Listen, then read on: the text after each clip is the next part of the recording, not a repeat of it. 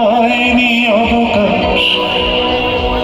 কালো তা সে যতই কালো হোক, দেখেছি তার কালো হরিণ চোখ। কৃষ্ণকলি আমি তারে বলি, হয়তো তাকে দেখনি কেউ, কিংবা দেখেছিলে ছিন্ন শত আঁচল ঢেকে শীর্ণ দেহখানি। ক্লান্ত পায়ে পায়ে যেতে পথে, কি জানি কি ঝড়ে গেছে বুঝি ঝরে জীবনের তুর থেকে। তখন গগন ছড়ায় আগুন দারুণ তেজে, সেই দুটি শীর্ণ বাহু তুলে ও সে ক্ষুধায় জ্বলে জ্বলে, দুটি শীর্ণ বাহু তুলে ও সে ক্ষুধায় জ্বলে জ্বলে, অন্য মেঘে মেঘে ফিরে প্রাসাদ পালিয়েছে। কি জানে হায় কোথায় বাঘর, কি নাম কালো হয়তো সেই ময়না পাড়ার মাঠের কালো মেঘ, হয়তো মেঘলা দিনে কবির স্বপ্নের ছবি, সেই মেঘ হয়তো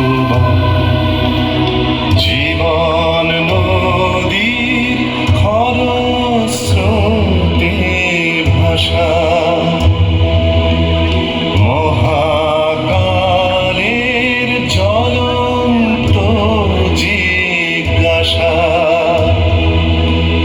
কেন কবির স্বপ্ন কুসুম বিফল হয়ে ঝরে, হয়তো তাকে কৃষ্ণকলি বলে। কবি গুরু তুমি চিনেছিলে, হয়তো তাকে কৃষ্ণকলি বলে। কবি গুরু তুমি চিনেছিলে, কল্পলোকের মাধুরীমার কুসুমকে হায় গেল দোলে, হয়তো তাকে কৃষ্ণকলি বলে। কবি গুরু তুমি চিনেছিলে, হয়তো তাকে কৃষ্ণকলি বলে। কবি গুরু তুমি চিনেছিলে, আর দুটি কালো হরিণ চোখে চোখে শুধু বেদনার দহন ঝলকে, বাঁকা দুটি গুরুধনুর টঙ্কারে আমি যে দেখেছি মরণ শঙ্কারে ঘিরেছে নিঃসহায়।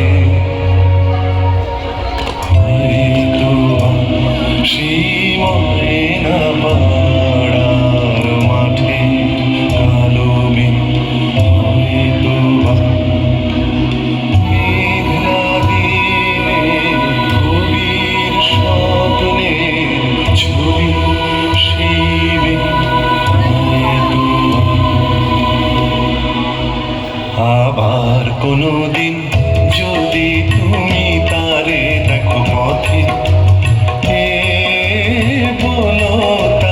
বলো তারে তরে ময়না পাড়া থেকে খবর আছে তারে।